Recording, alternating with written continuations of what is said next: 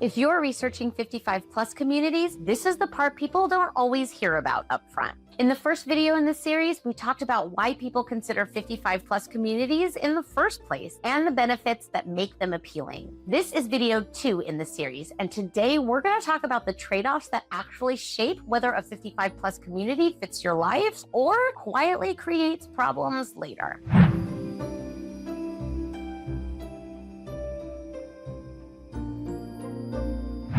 If you're new here, hi, I'm Chris Rainwaters, your favorite real estate witch and a licensed realtor here in Southern California. If you haven't watched the first video yet, I've linked it below because it helps this one make a lot more sense. Okay, so let's talk about the trade-offs because this is the part that doesn't always get explained clearly up front.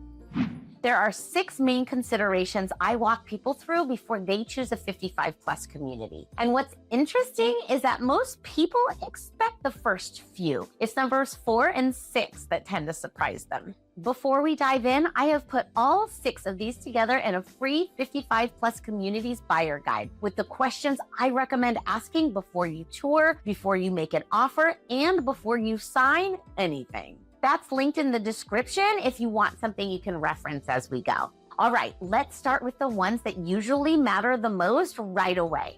The first one being age restrictions. I know, duh, but not just for you, for anyone else who might live with you now or in the future. In many 55 plus communities, at least one person on title has to be 55 or older, but here's what catches people off guard. A lot of HOAs also have rules about the second occupant. I commonly see minimum ages in the early 40s, but every community is different and some are much stricter. So if you have an adult child who might need to live with you at some point, whether during a job transition, a health crisis, or just life not going according to plan, that may or may not be allowed, depending on the rules. The second piece is guest limits, especially how long family members can stay with you. Most 55 plus communities have rules around this. Some allow 30-day visits. Some allow 60 or 90 days. Some are even stricter, and this particularly affects grandkids. If you're picturing summers with your grandchildren or extended visits during school breaks, you'll need to know upfront what the HOA allows.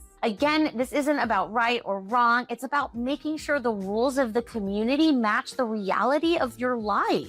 And the third family consideration is inheritance. If a home has age restrictions, it can limit who can inherit it and actually live in it, which means your heirs may need to sell rather than keep the property. If something were to happen to you before your child or heir meets the minimum age requirement, it can create real complications. This is why some people end up needing trusts or other estate planning strategies, and why this conversation should happen with a legal professional before you buy, not after. I actually had a client recently who decided a 55 plus community wasn't right for him for these exact 3 reasons. His daughter is in her mid-20s with a STEM degree, but she's struggling to find a job in her field right now. She's moving in with him for the foreseeable future. The community he was looking at wouldn't allow that because of the age restriction. Also, he was concerned that if something happened to him, she'd inherit a property with age-restricted deed complications instead of something simple and straightforward. So a 55 plus community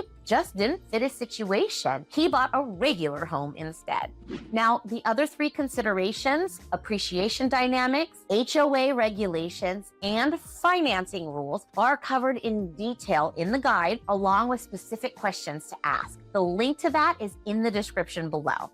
But what I see most often is that people don't regret choosing a 55 plus community. They regret choosing one without fully understanding the rules first. Some people love HOA rules. They create consistency, order, and predictability. Others feel constrained by them. Neither reaction is wrong. It just tells you something important about how you like to live. And that's also why it really matters what type of 55 plus community you're looking at, because they don't all function the same way. So that is exactly what we're exploring in the next video. We're going to walk through the different types of 55 plus communities you'll actually see here in North County because they live very differently day to day. And if you haven't already downloaded the guide, that's linked below. It walks through all 6 of these considerations in one place with checklists and the specific questions I recommend asking as you compare these communities. And if you're here locally in Southern California and want help sorting through what your actual options look like, you're always welcome to schedule a time to talk with me using the link in the description. Otherwise, I'll see you in the next one